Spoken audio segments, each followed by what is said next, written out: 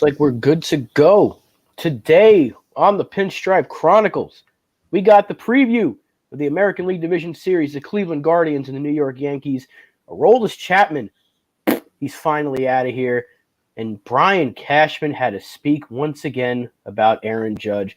We'll get into all of that right here on Northeast Streaming Sports.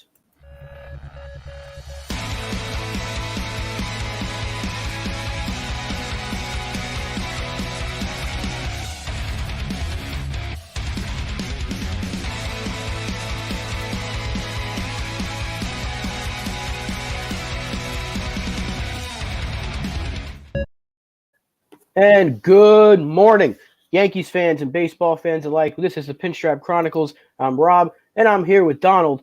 And Donald, the playoffs for the Yankees are finally here. The chase for 28 finally begins Tuesday night in the Bronx. Yankees Guardians. I'm ready. Are you ready? Let's get some playoff baseball going. The playoffs have been so fun so far, but it's about to get a hell of a lot more fun. Absolutely. The Bronx Bombers are coming out. And we got a pretty interesting matchup here because Cleveland took care of business in the wild card round against the Rays, taking the first two games of that three-game best-of-3 series. Their pitching is no joke. They kept the Rays relatively off the board, Bieber and McKenzie. So it's interesting to see who they will go with in game one. We know we're going Garrett Cole. Will Cleveland go Bieber on kind of short rest, or will they go with Quantrill and then go Bieber? What are your thoughts there, how they go game 1 and 2? It was a good shot. Maybe Quantrill. He's had a big year, 15-5, 338 ERA. He's had a big year. Bieber is their ace, though. So I think it's one of those two guys. Cleveland's pitching, you're right, is no joke. I mean, it went 15 innings the last game, and they didn't give up a single run. So, I mean, that's absolutely insane, especially with especially with the fact they just went right through extras pretty comfortably. Tampa are no joke, and Cleveland sorted them out handily. So this is not going to be an easy series, especially with their pitching.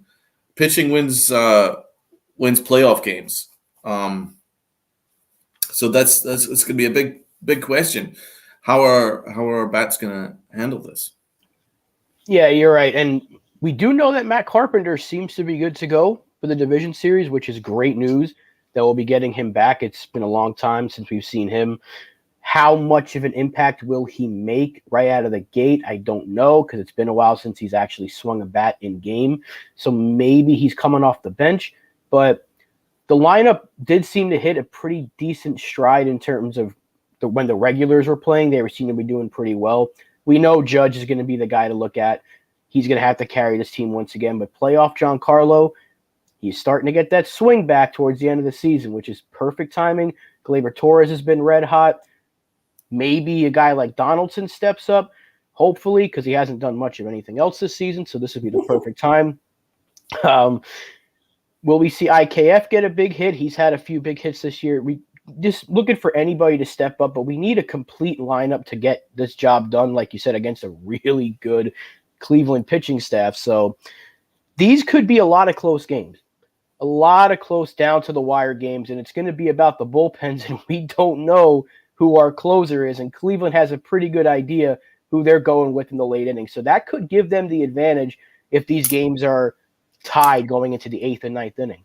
At least we know who our closer isn't, and that's Mr. Aroldis Chapman. Yes, Mr. Headache, Mr. Infection of the Tattoo. He is finally gone. He missed a workout, and that is the biggest contribution he's made to this team in a very long time.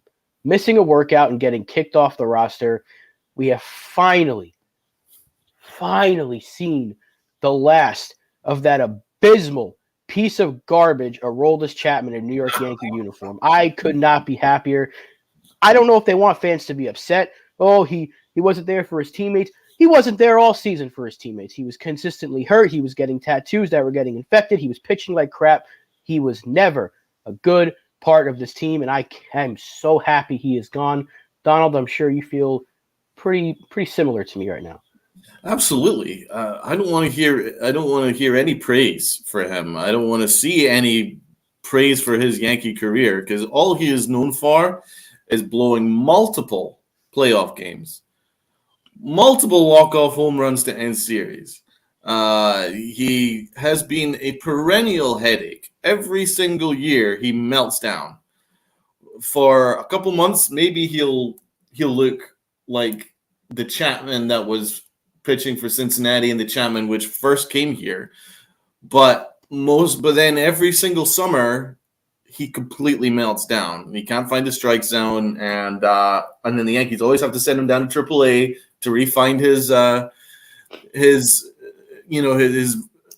his location, and then he comes back up, and then he screws it all up again. And it's been this way for years now. And the Yankees continue to make excuses for him. The Yankees continue to try and find ways to get something out of him. They extend his contract 3 years ago, which he had no business extending. It's absolutely amazing that he's gotten away scot-free like he has to this point. But finally, the Yankees showed some accountability. And it's been about 4 years since the Yankees have held anyone accountable and called them out publicly. The Yankees don't do that. The front office have allowed a lot of things to go on and never call anybody out. But they finally called out Aroldis Chapman because he didn't turn up right when we desperately needed him to. With a short-handed bullpen, this was Chapman's opportunity to maybe stake a claim on a roster spot, have a good workout. You never know, but no, he didn't even bother to show. So Chapman is a disgrace. He's been a disgrace as a Yankee for about minimum 3 years now, at minimum, probably more. And it's amazing that he's remained on the roster for this long, getting paid handsomely to do nothing but blow games for us. So it's been a long time coming. This is good news for the Yankees because it's addition by subtraction as far as I'm concerned. Yeah, before when the season started, he had that comment saying he thought it'd be easier. He thought it'd be easier to win a World Series with the New York Yankees. He's one of the reasons we haven't. Like, you don't do what you did in the 2019 ALCS, throwing a meatball slider right over the middle to Altuve and then be like, I thought it'd be easier. You have been a key contributor to why we aren't winning. And you're going to say that stupid comment. $18 million for a closer who can't close games. 1 inning.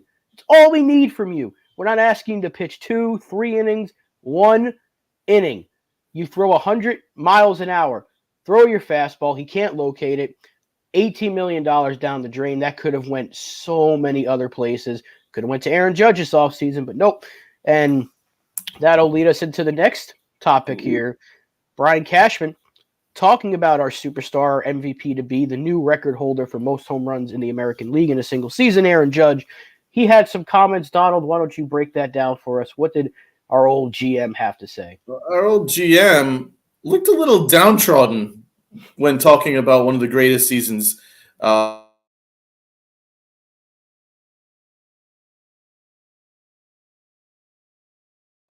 which is amazing considering the GM, this is the general manager of an organization who's in first place. But you could tell by his body language and talking about Aaron Judge that I think he knows that he screwed up big time as the general manager of this organization in regards to Aaron Judge. Because the truth is, in negotiations, in the winter, he's got zero leverage. It's basically give Aaron Judge whatever the hell he wants. Whatever he asks for, you got to give. And there's zero leverage. And any negotiations where you have zero leverage is not good. It was the all-time best bet on himself, and that's one thing that Brian Cashman did say. But Brian Cashman says here, and I want you guys to listen to the amount of times that he mentions injuries in one sentence. He's a great player who bet on himself. It's the all-time best bet, Cashman said. The way he navigated the season, he was healthy. And you know what he's capable of when he's healthy. He always put up huge numbers when he stays healthy. And now he stays healthy for a number of years. It was a remarkable accomplishment. It was very special to watch. How many times did he drop healthy in one sentence? And I think, and I know that one particular Twitter user, I believe it was Johnny Lasagna, credit to him for pointing this out. I think this is this is going to be the Yankee strategy in the winter. They're using injuries as cover. The Aaron Judge injury excuse. Now, all I've known about Aaron Judge's injuries are not like Stanton injuries. It's not like muscle injuries. These are injuries where it happens from diving, going all out, injuring his ribs when he was diving for a ball, hitting the wall when he was trying to catch balls in the outfield. These freak injuries where maybe a ball hits you. That is not injury prone. So stop giving this idea that he's injury prone. He's not been injury prone in at least 2 years. That excuse is long gone now. At this point, there was no need for him to keep mentioning injuries. All you have to say is one of the greatest seasons I've ever seen. Has been a privilege to watch. That is all he has to say. And then you just be effusive in praise. But Brian Cashman knows that he screwed up. Let's be honest. He should have brought out his arbitration years ago, especially when he hit that 50 home run season. He should have been looking into tying him down after that. Certainly going into this past offseason, where the front office used that excuse that they weren't going to go into the shortstop market and the outfield market because they needed to re-sign Aaron Judge. And they didn't re-sign Aaron Judge because they offered him an above-average offer for his standards. But, I mean, at the end of the day, I think Aaron Judge is worth a lot more than that. And certainly as a face of the franchise. And Aaron Judge bet on himself, and good for him. I always felt it was a mistake. I know there was a lot of people in the media that said, oh, well, this is actually a very fair offer. I don't know what Aaron Judge is doing. He should have accepted this offer. A lot of Met fans were like, oh, yeah, this is like Conforto. He's just a Conforto type. He should have accepted that contract. And I'm like, what are you talking about? This guy is the face of the franchise. I've already named right field after him, for crying out loud. And he's the best hitter in baseball. And he's proven it this year. 62 home runs, one of the greatest seasons we've ever witnessed. And Brian Cashman knows that he screwed up, and it's going to cost him a fortune just to get to the negotiating table with Aaron Judge. I mean, you're not going to start anything less than $300 million, in my opinion. It has to start at 300 and work from there if you even want Aaron Judge to think about coming back to an organization who wasted his time going through arbitration hearings, quite possibly, right up to hours before the arbitration hearing. They have not done themselves any service. I am not being negative about the Yankees. I'm being negative about the way the front office handled Aaron Judge. Aaron Judge did this all himself, right? So all the praise goes to Aaron Judge. I'm not giving any praise to Brian Cashman with regards to how this season turned out. No, everything you just said is spot on. And Cashman, his back's against the wall, and he knows it. So now he's trying to get his media puppets on his side. He's trying to say, well, look at his injury history. He got hit on the wrist in 2018. That's not my body's breaking down on me. He got hit on the wrist by like a 95-mile-an-hour fastball. I want to see Brian Cashman take that off his wrist and tell me how he feels the next day. So these injuries, like you said, he's not taking a step and it's like, oh, my back. He's not, I'm falling and I can't get up. He's just fine. And you can say, if healthy, we know what he is if healthy. He's a top 3 player in baseball if healthy. But let's stop using injuries against him like he's at fault here. He's not. The guy's playing all out. He's doing everything you want to see a player do when he's on the field. Unfortunately, he got hurt a couple of times. And he still played in over 100 games in those 2 seasons, in 2018 and 2019. And he still had really good years. So had he been healthy the whole season, he would have had even better years. So your whole argument, Cashman, is irrelevant because he's still your best player. No doubt about it. 1,000%. He is your best player. You take him off this team any one of these years that he has been with us since 2017, and the Yankees are not in a position to win a World Series at all. They haven't won a World Series, but they're probably not in the ALCS without Aaron Judge in 2019. They certainly wouldn't be in this position right now without Aaron Judge. So Cashman knows his back's against the wall. he screwed up. The front office screwed up. And they got to pony up the money now. They have got to give him whatever he wants, or else he will leave, and this fan base is going to revolt. And it's not going to be pretty because you can't take Aaron Judge off this roster and replace him with, let's say, Cabrera in right field and expect the fans to be happy about that. Even if it's Stanton out there next year, they're not going to be like, okay, even though Stanton's a great player, I love Giancarlo Stanton, but you're not going to tell me that he's replacing Aaron Judge and the fans are supposed to be okay with that. So Cashman knows his back's against the wall, and he's speaking like it, praising him, but then saying, when healthy, like John Smoltz constantly says. It's very annoying. Just praise the player because he is still, at least for right now, he's still your player. And you're only going to go as far as he takes you because he has carried this whole team the entire season. So praise him, say all the good things about him.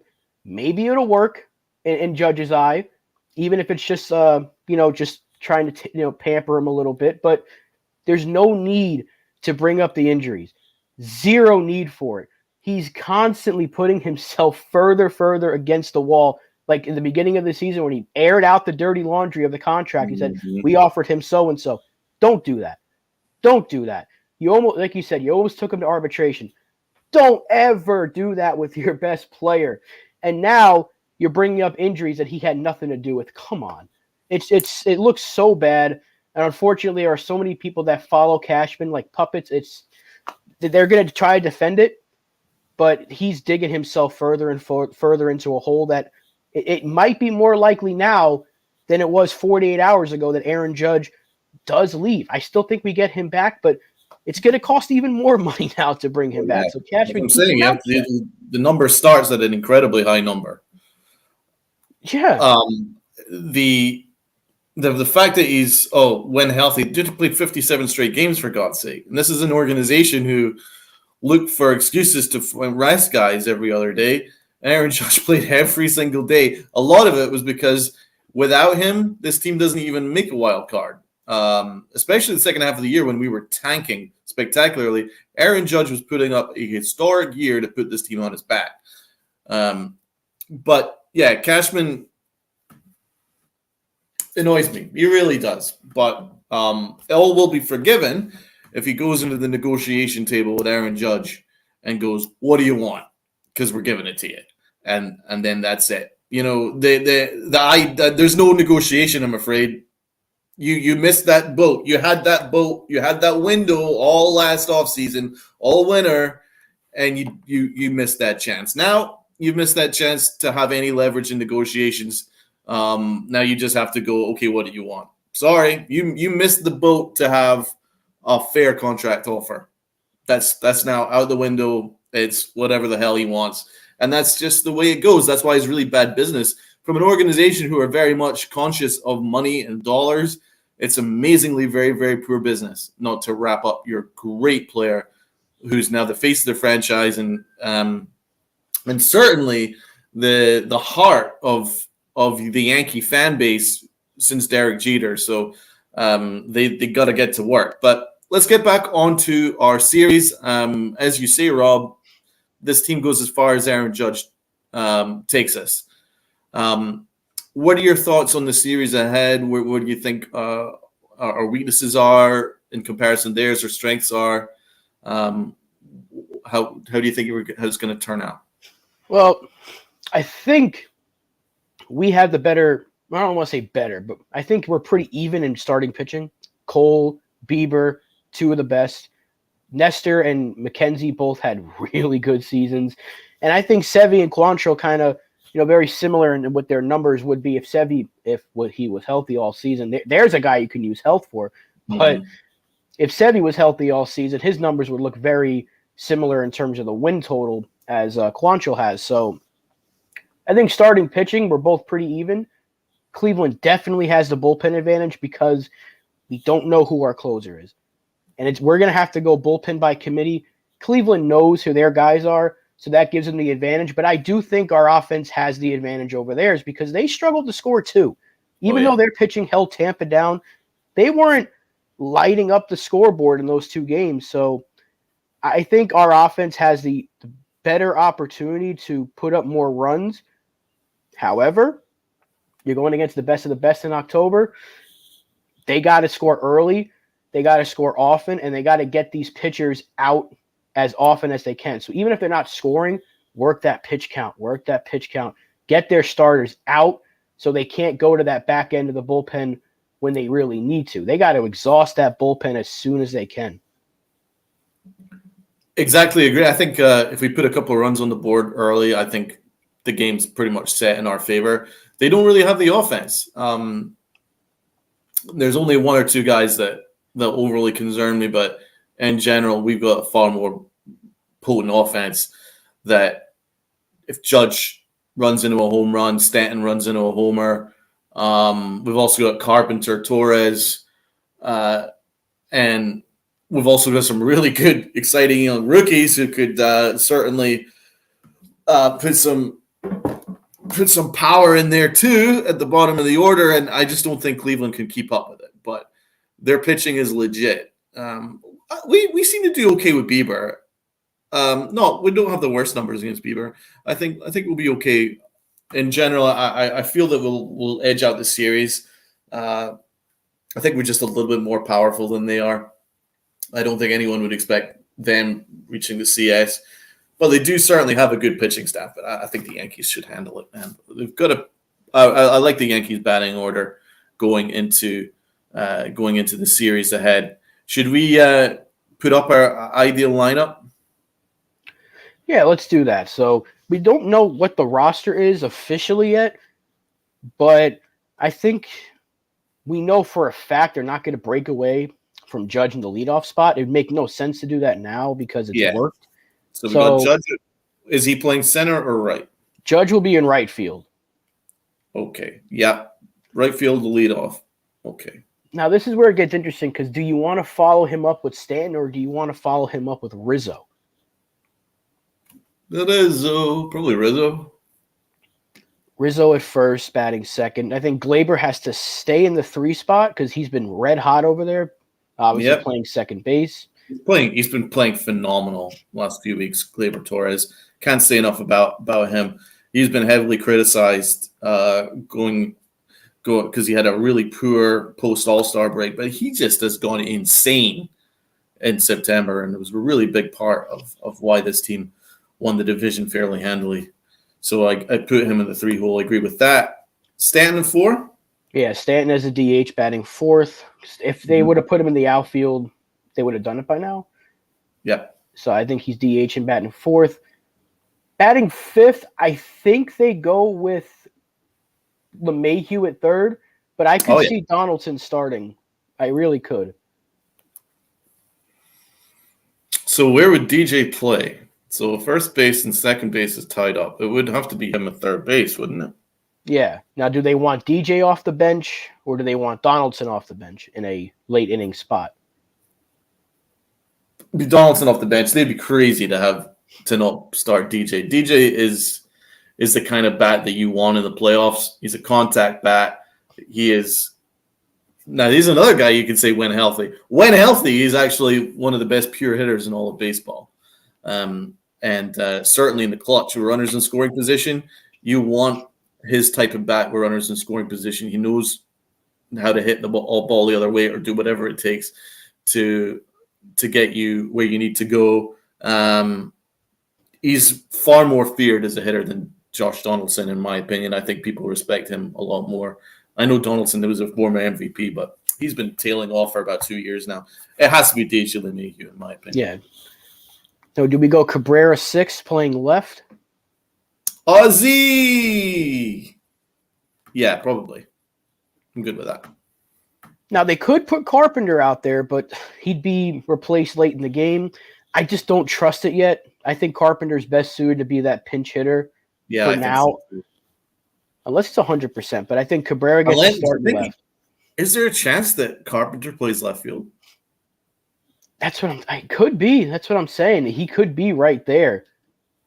Because obviously Matty Ice was so important to what we did. he's got the experience. Aaron Boone might lean on that experience. And apparently, according to Aaron Boone, he has been balling out in practice. He looks great. So we could put either or there, Carpenter or Cabrera. I wouldn't be upset if it's Carpenter, and I wouldn't be upset if it's Cabrera because he's been on fire as well. So it would be very hard not to have Ozzy in the lineup, especially for what Ozzy's doing. Unless they put Judge in center, they put Cabrera in right and Carpenter in left. Do they have Bader off the bench? And he's be that late replacement. We got a comment here from SB. It says offense and Y, defense wash. Okay. Starting pitching wash. Yeah, I agree with that. Relief pitching Cleveland, base running Cleveland, manager Cleveland. Ooh. Okay, he's got NY home runs versus Cleveland death by 1,000 cuts. All right. Yeah, it is. You're right. It's like a contrast of styles. The Yankees have the home run ball and the power arms in general, and Cleveland have the death by 1,000 cuts style of ball. But I'll tell you what, the death by 1,000 cuts style tends to work in October, although this playoff so far, the majority of the runs that are being scored is via home run. Yeah. And so for the analytics guys, it does pay off to have the power bats in there. It's kind of pick your poison which way you want to go with that. Right. So we got to make a decision here, Cabrera or Carpenter. Who's our left fielder? It's really hard to go against Ozzy. He's got the temperament for October baseball, but I wonder if Carpenter plays. What do you think? I don't know, honestly, because if Carpenter's ready to go, I don't see how you take him out of the lineup. The best bet would be Bader's off the bench, and he's your late inning pinch runner defensive replacement. Yeah, I don't think Bader is going to be off the bench. He was brought in, and he's really good to play. So shall we go? Well, one of us goes Ozzy, one of us goes Carpenter. Yeah, I'll go Ozzy. Okay, then I'll go Carpenter. Even though I love Ozzy, don't get me wrong. Center field, Bader next. Bader has to be. There's no. If Aaron Hicks starts a game in center field, I will out. Oh no! Don't say that to me. Okay. Elliot saying, I think it'll be 3 close games, but the Yankees will win. Well, you think it's going to be a sweep? You think it's sweep, Elliot? Okay, I hope you're right. Elliot's a very optimistic fan. I like that. I do think the Yankees will win. I do think it'll be a very tight series, though. Catcher will be Trevino. Yeah, no doubt about that. Now it's shortstop. Now we get down to the crux of it. Now we all know who should be the shortstop, but we all know who the Yankees are going to have as shortstop. So it's going to be IKF. It's going to be IKF. It really sucks because IKF is an abomination of a shortstop. But it is what it is at this point. So that sets up the bench because you're going to have, I believe we'll have 13 hitters, 13 pitchers. The maximum's 13 for pitchers. So the 4 off the bench. So say Carpenter plays left field, then off the bench will be Ozzy, Iggy, Donaldson, and Peraza. Ozzy. I'm just wondering whether Ozzy's going to be asked to be our utility guy to play short on a pinch, and I'm wondering whether they don't have Peraza. It should be Peraza. Peraza should be our starting shortstop. Peraza should be at the bottom of the order, just raking, but we kind of know how the Yankees like to do things. They might go with the fact that Donaldson and DJ can both play third. Ozzy can play short. And IKF can play third and short. That might be their option for now. And that leaves room for, I can't even say his name. You say it for me without me throwing up. Tim Locastro. Tim Locastro. I think it'll be Aaron Hicks. Well, that is going to do it for us here at the Pinstripe Chronicles. We'll be back Wednesday to break down Game 1. Hopefully we're talking about a Yankee W. Thank you to SB and Elliot for chiming in with the comments. Thank you for everybody watching on all these different platforms. We will see you all on Wednesday. Wear your pinstripes, your pride, and play hard. Let's go Yankees. Go Yanks. 1-0. We'll